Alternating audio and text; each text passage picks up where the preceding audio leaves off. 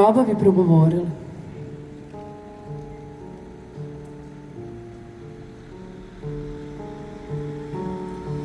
Kada bi grobovi umeli da govore, svaki od njih ispričao bi priču, reke života i odlaska na izvore, neki šapatom, a neki kao da viču.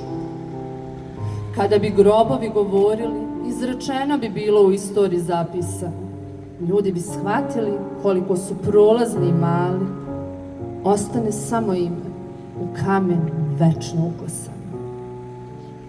Kada bi grobovi umeli da govore, prenijeli bi sva odustajanja i neostvarene snove, žal za više ljubavi, druženja i odlazaka na more, pre nego što u beskonačnost zaplovi.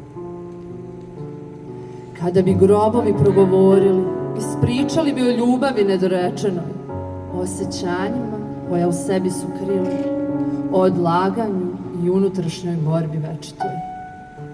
Kada bi grobovi umeli da govore, propovedali bi o grehu, sramu i stidu, premalo druženja i smeha do zore, manjku pažnje za dragi ljude i prirodu.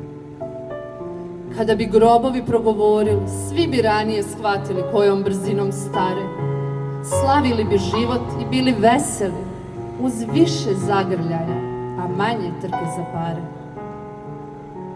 Kada bi grobovi umeli da govore, poručili bi sa brda ili gora, reči iskrene u životu da se ne zaborave, jer na večni počinak jednog dana se mora.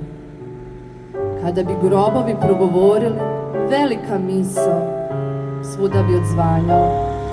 Ne odlazite kao da niste ni živeli, da vaše veliko srce i dela bi ostalo. Grobove slušaj, slavi život i novi dan. Prolazan si, znaj.